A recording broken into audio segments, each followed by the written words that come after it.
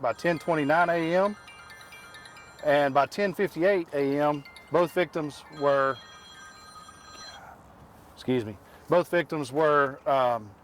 secured inside the tower.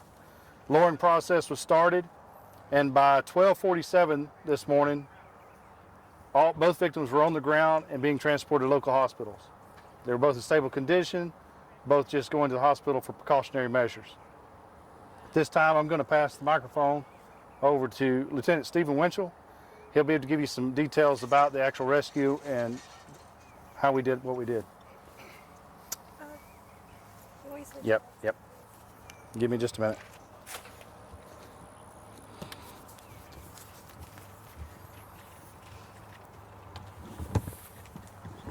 Just kind of stick them in your pockets.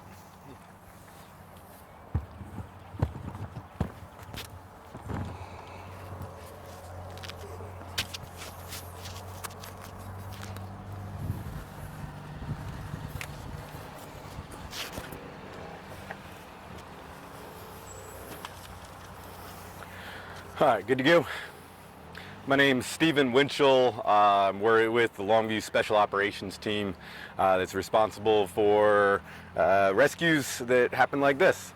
So we had units incoming to this, various apparatus from all over the city. We ended up having a number of guys, including myself, coming off duty as well. Thankful for the chiefs and incident commanders that were here making the call to bring back some of our technical specialists to be here. This is not an everyday rescue. The crews that were here were doing hard work already, but it takes a lot of manpower work and teamwork to make this happen. We ended up having 14 guys on the tower. Our ropes are limited to at 300 feet at the most, 200 to 300 feet, and the balloon was sitting above 900 feet, close to 1,000 feet. So we had to not only get up, extricate the patients out of the basket of the balloon into the tower, but then hand them off rope by rope down the multiple pitches or sections down the tower. So I believe all total we were at 5 or so ropes just to get them all the way to the ground, handing them off on the way down. Ultimately, there's really only one way up this tower, and that's physically climbing it.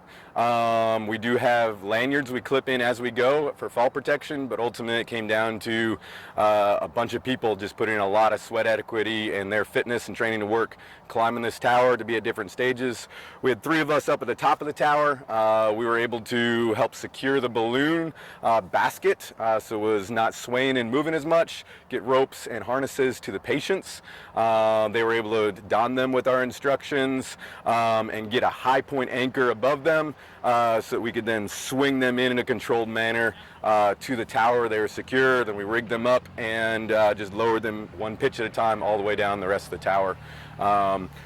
Overall, it was a pretty smooth operation, as much as it can be with all the challenges here.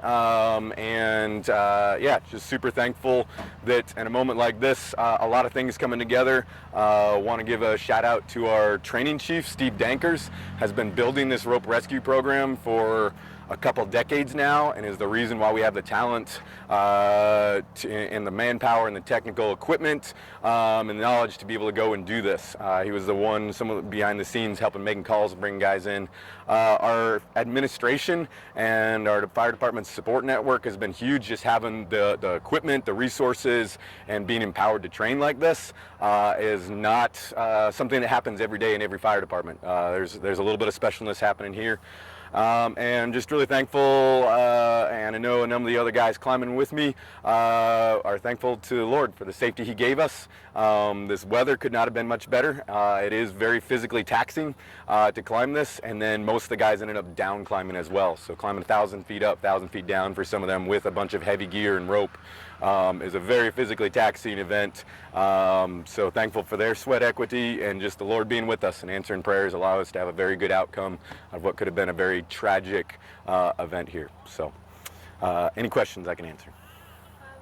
Would you say that the wind was a factor or no? Not a major factor for us. Obviously a factor in the balloon ending up where it did, I think. That's going to be up to them and investigation, all that. And possibly helping it stay where it was. It was wrapped up a couple places. So thankfully the balloon, the basket stayed secured, even despite being deflated. and having some damage to the balloon. For us, it wasn't a major factor. In fact, it may have helped us stay cool a little bit while we were up there. I know the drinking water we took with us went fast, but thankfully we did have some of that, and so yeah, wind was not a major factor. It sounds like it took y'all about an hour to get up and about 2 hours to get back down once you guys had them. Yeah, I believe that's about correct. Yeah. And all of it, I'm guessing you said you guys have been trained. Was that a lot of time figuring out how you guys were going to get up there? Or do you go up with a plan once you start heading up? We essentially have exercised similar, not nearly to the scale, but similar scenarios in the past. And there was crews, some of the first in crews here were making plans. I came in a little bit after the fact. And by the time I got here, basically had a plan. We plugged into that and just started climbing. We have radios with us, so there's a few minor adjustments to the plan along the way. But in general, most of that's just climbing and doing at that point. And you said you were at the top? Yeah, there was 3 of us at the top. I was one of the guys up there. Them first? Yeah, I was not first up there. Braden Pointer was one of our Station 5 firefighters, the first one up there, but it's a little better. Once you finally reached them, I bet they were glad to see you guys. Yeah, I think they were glad for help. I think they felt better once we had harnesses on them and had them secured in, because it certainly was not stable, did not look stable. Obviously didn't go anywhere and hasn't yet, thankfully. But it's just a basket that was swinging pretty good in the breeze there, and they're just hanging out in that basket with a partially torn balloon wrapped a few places. What was holding them there. So once we got harnesses on them and tied into our system, and we knew if anything else went wrong, they're secured, that makes all of us, including them, feel a lot better. So you said you had 14 people up there. We saw that they were kind of 14 people at various stages on the tower, something along those lines. Yeah. Secure that they made it all the way down. Yeah, so essentially we had 3 at the top getting them hooked up, and then we lower them on a rope down to the next 2 guys. They hook them up to their rope, take off the old rope, lower them to the next 2 guys, so on and so forth, just leapfrogging their way down the tower. So in East Texas, we don't have a lot of skyscrapers. We don't have many structures that are of this height right here. So as someone who's climbing up there to retrieve 2 victims, what is kind of just the mindset of you personally and your climbers up there? Mindset of good climbers is just task focused, right? I think all of us can get in our head on things like this, and all of us just need to focus on what's one foot in front of another, one rung at a time, and doing the next thing. Ultimately, what we're doing is not crazy complex at some level. It's just simple things. It's just a very challenging place to do those simple things. So I think as firefighters and rescuers, most of our guys have years of experience of even turning off emotions and fears and just doing the next right thing to help the person in front of you. We're very task-oriented people, and that plays out well in a scenario like this. Was it a mix of firefighters and climbers up there? Who exactly was making their way up? All the personnel on scene were Longview Fire Department personnel, firefighters, and so just our staff that I'm aware of. Has Longview Fire Department and your climbing forces ever seen anything of this magnitude in your experience?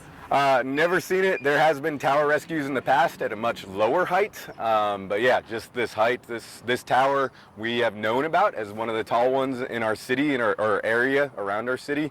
As we teach rope classes, this is exactly one of the scenarios we talk about. It's kind of the Super Bowl of rope rescue, right? There's a lot of other places that we can get people out of holes, people off the side of buildings, that type of thing. We get some tree climbers. We talk about this one as being one of the logistical challenges because of the height, the exposure, and all those factors there. So we literally have talked about this one. We've also briefed and talked about what we do if a hot air balloon gets stuck in a power line or a tree or something.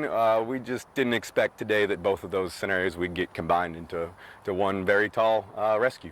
Sounds like a big learning lesson for your departments. Is there anything that happened during this rescue that surprised you, or you're going to learn from and take into the next possible rescue? There's always learning points, and we're still in the midst of processing those and thinking through those. I think you can never bring too much drinking water in a scenario like this. I had a half-gallon ice water with me, and I'll just say that went very fast amongst a few people. Other than that, we'll debrief other learning points. I would say, honestly, the thing that surprised me most is how smoothly this went. We train this multiple times a year, some sort of rope rescue, but this is not something we do every day. So for this to go as smoothly and safely and efficiently as it did is a testament to communications and people's mindset and the right people at the right places making good choices and decisions. So honestly, that was the biggest surprise to me. Wrapping up real quick here, for me at least, whenever you guys brought them down, there was cheering on the ground. I could hear it, and I was a ways away. There was excitement in that way. What were you guys kind of saying to them on the way down? Was there any encouraging comments left behind for your climbers during that process? Yeah, we had some good chats with the people that we were, the patients we were able to rescue there. I think they were very glad to be out of the basket. I know, talked to one of the patients there, has been doing ballooning a very long time. Yeah, he said he'd never done anything like this or seen anything like this. So overall, they were very good spirits, very cooperative and helpful. If it had been people that were injured or not as capable as we would have had to climb out to that basket, and that would have added a significant degree of difficulty. The fact that they were able to put on harnesses and follow our commands and all that sort of thing honestly made our job a lot easier. They did some scrambling and repositioning once they were tethered in that really helped us out and made our jobs a lot easier. So I couldn't ask for many better people to have rescued. It looked like they kind of zip-lined from the basket to the tower. I was watching through my camera lens, and they kind of just yeah. I believe there's some drone footage. We had that high anchor point, and essentially they're just a pendulum in. They were kind of helped lower themselves in. So yeah, they were able to just do that. Did anyone other than the two people rescued need medical treatment from the team? Not that I'm aware of. No medical treatment needed. And going back to whenever you got in contact with them, can you describe like their emotions? Because I know seeing firefighters when you're 900 feet up comes with emotions. What did you see? Yeah. I don't want to speak too much on their behalf with them not being here and respecting their privacy, so I'm a little cautious to say too much about that. Yeah, I would say they were stable, calm, and cooperative. I think they were very relieved, especially once they get clipped in and get to the tower. The tower still is high, but it feels a little bit more like a ladder instead of dangling in a little swinging basket. So I think they were very relieved at those pieces, and in general, I think they were just doing what they needed to do, calm and cooperative, and they're probably processing more emotions now that they're on the ground than maybe in the moment, would be my guess, but I don't want to speak for them too much.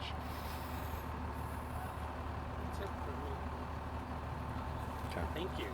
Yeah. Yep. I'll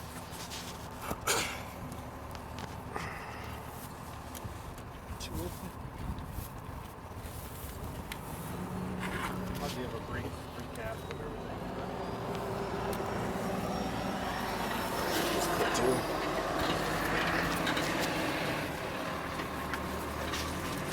Thanks, sir. You want me to just introduce myself? Yeah. No, go ahead. They'll have to hear you, so just introduce yourself.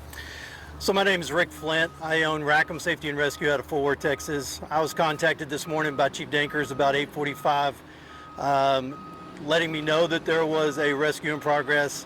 At the time, we thought was 800 feet. I told him at that point that I would get en route from Fort Worth with one of my rescuers, just in case there was assistance needed by the Longview Fire Department. I was in contact with Chief Dankers all the way from Fort Worth, where we found out at that point that they were at 915 to 1,000 feet. Once we got here, we knew that I had the victims on the tower and were more than halfway down. I've been doing telecommunications for 25 years, tower climbing, rescuing and training for 25 years. I've trained a lot of fire departments across the United States. And let me just tell you that the Longview Fire Department did something special today. There's very few fire departments that could have done it as good, as efficiently as the Longview Fire Department did. I truly believe that every professional fire department in the continental U.S. can do this rescue, but timing is essence, okay? For them to actually physically get to 1,000 feet in an hour and 10 minutes is special in itself. I think a lot of professional tower climbers will tell you that's pretty legit. For them then to get the victims down in less than 4 hours safely, and then to get their team down after that safely with no injuries from that point on is a testament to their training. So from the telecommunications industry, I just want to thank you guys for what you've done. This should set precedents for other fire departments to concentrate on their high elevation rescue training. I'd also like to thank the tower owner. Vertical Bridge was involved throughout the rescue. I had talked to their person throughout the day. And I just hope from moving forward, one thing to say is that I hope tower owners will allow fire departments to be more active on their towers for training. It's definitely, I think, would be a lot easier for these guys if they had been able to train physically on these towers previously. It's always more of a challenge when you're doing it under stress and adrenaline. So, but job well done. I imagine that when you were heading down here and you found out how high they were actually up there, what were the worries that you had in your head, or what were the things that you thought could go wrong in a scenario like that? Well, there's a lot of things that can go wrong.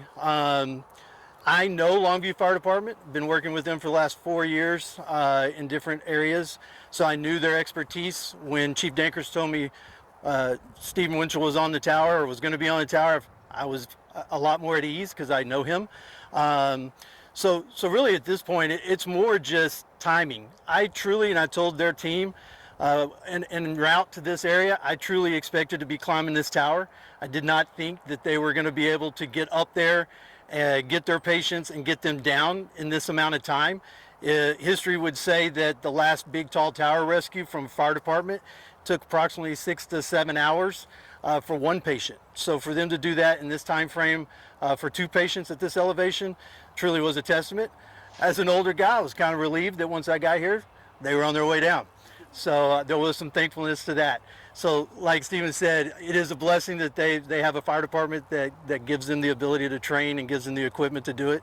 And I think God was looking out for you. So.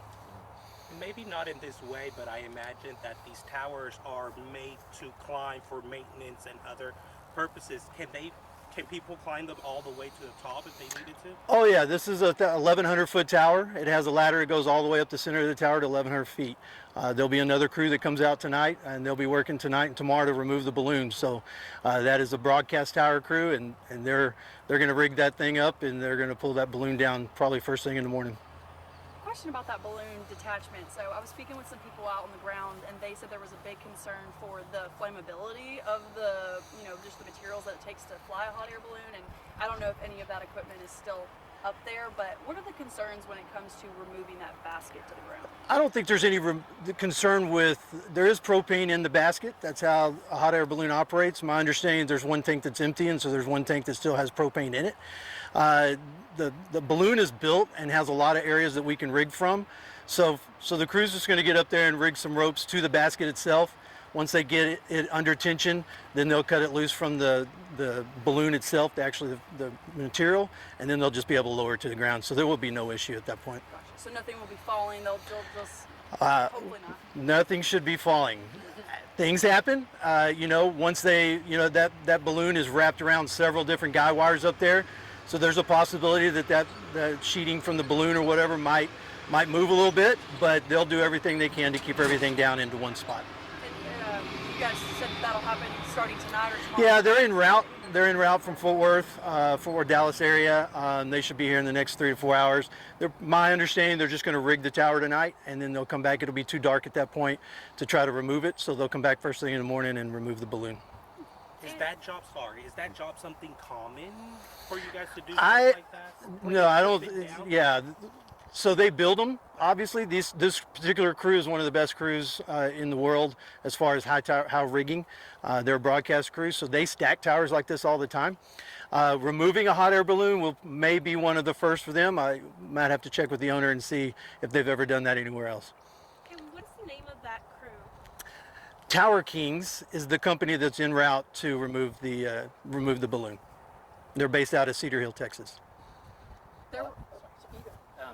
Jumping back, sorry, I'm going to jump back to our guys and just ask, what level of training is required to be able to do what they did today in the manner that they did it? Because I think Stephen was a little bit humble. So what is the level of training that it takes to be able to pull this off? Well, let me just clarify. To my understanding, you've not actually climbed and physically done training on a tower at 1,000 feet.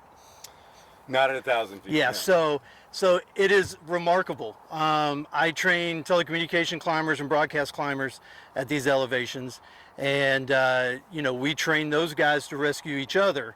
for a fire department with no training at that elevation. Now, I know that Longview Fire Department trains in a lot of different types of rescues, rope rescues at high elevations. But again, just like you stated, there's not a lot of tall buildings out here. So we're talking water towers, 150, 200 feet is probably where they've done most of their training at.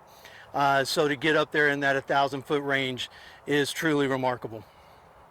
The amount of people that responded to it, you came from Fort Worth, there's more crews coming from Fort Worth. Can you kind of give a brief, I don't know who this would be a question for, but... I'm going to fix and give you all that. Okay, perfect. That'll be you. I was going to ask about all the crews that responded and how many, because I just saw Pine Tree.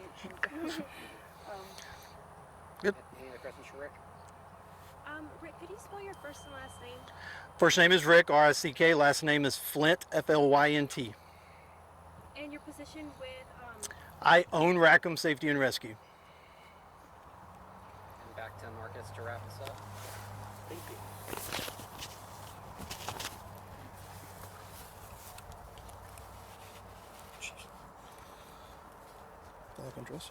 Yeah. We're going to have these wires all tangled up. I know, right? Okay, just to recap, at approximately 8:13 this morning, the Longview Fire Department received notification that a hot air balloon had struck the tower. Crews arrived shortly after and began the rescue operations. We were assisted by Judson Metro Fire Department, the East Mountain Fire Department, East Mountain Police Department, Longview Police Department, Texas DPS, Gregg County Sheriff's Office, and Upshur County Sheriff's Office. There's multiple agencies, and we want to thank everyone for coming out and helping us. This was a very complex rescue, as you've been talking about the last few minutes, and we're very, very proud of the firemen that went up and took care of that issue at 925 feet. So that was quite remarkable. Both patients are down in less than 4 hours, and as Rick said, also Rackham Safety was here to assist as well. So we want to thank everybody for this, and we're very grateful for the outcome being so positive. I know Longview is hot air balloon community, right? It is. Just speaking on the fact that you don't see this every day, right? No, thank goodness. Right. Looking forward to, let's say, the hot air balloon race that's happening later on this year, what are some safety precautions that y'all might take after this? Oh, the Longview Fire Department trains nonstop. As Lieutenant Winchell mentioned a while ago, we train for this every day in hopes that it never takes place, but when it does, we're prepared and ready to respond. So training for us will never stop. Do you know what they were doing up in the air, the balloon? Was it an event that was going on? I don't have that information this time. Did it just, and if you don't have this information, it's okay, but I know hot air balloons go up and down and they don't really have a steering wheel and they just kind of have to go where they please. So is that the case today? It just kind of blew the wrong way? Again, that's going to be an investigation. The FFA is going to be investigating this. Texas DPS is holding the scene until they arrive, which they are on their way as well. What are the odds of all the things? We went right into that. Do you know anything, Marcus, about the tower? I know it's a radio tower. We heard that maybe one of the local radio stations may have lost their signal. Do we know what the process in that is, or where that's at right now? They are working. There was a radio tower, it is a radio tower and a communications tower, I believe. Is that all? Mm-hmm. Okay. And that radio station was down for the last several hours. They have since, because the crews are not going to go back up right now, they've turned some power back onto it. So that station should be back on air, but it may go down again in the morning. Other than radio, any other? Some telecommunications, okay. But that's about it. Last question I have, and this can kind of be one for all of y'all, I don't know if y'all want to pass the mic around or how it may go, but when it comes to all the people that camped out to watch, there was a lot of people sitting out there. They even had lawn chairs. And so what did that kind of go into? Just did that, if it impacted the mission at all, or just what are your general thoughts about the spectators today? This was something quite remarkable to see. So, but Did you see them? Well, we saw some. We had drones up in the air that was helping with the rescue operations and letting us know our elevations and stuff like that. And we did see some of the spectators around. So. What were your? I was just going to add, we were on the way back down, and one of the other climbers that was up at the top with me let me know that his wife and kids and my wife and kids were down at the gas station watching. That was the first I was aware of that, so that's kind of special. No pressure, right? It's our family. There was nearly like 100 people just at the gas station, and several other people like parked on the side of the road. Yeah. A lot of people that I spoke to, they were saying their thoughts. They were like, "Oh, I can't believe this happened," but most of all, they were saying prayers. They were like, "I really hope everything goes according to plan." What would you say to them, or anybody that kept y'all in their thoughts and prayers? Thank you for prayers. They were answered. Yes, power of prayer. It works. This was a very complex rescue that it's huge, and we're very, very thankful that the outcome turned out the way it did. When it comes to the agencies, you mentioned the agencies that work with you guys. When it comes to the equipment, I saw the drone obviously was one of the things that you guys were using. Is that all stuff that you guys have, or did other agencies? We had provide drones from Gregg County Sheriff's Office, the Longview Police Department, and the Longview Fire Department, all up today. any other equipment that you guys use other than the harnesses and the ropes to get them down? There's a lot of technical rescue equipment, our communications. So And that's all stuff that you guys that's have. all stuff that we have, yes. Yeah. Combination of fire department gear, and there's a lot of climbers here. Our firefighters were here with their personal gear as well. They're invested enough in this trade, in this specialty, that a lot of guys showed up and they've invested a lot of their own time, effort, money into gear and training and proficiency. So some of it was personal gear as well as primarily Longview Fire Department equipment, hardware, ropes, etc. How heavy is the average gear that you take up with you for this kind of thing?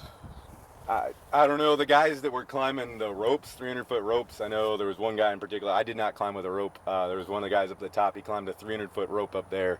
I don't Probably about 45 pounds or so. 45 pounds, yeah, on his back, plus some other handful of hardware and stuff, so harnesses. What comes next is the basket coming down. We heard it sounds like a group of professionals are going to take that job.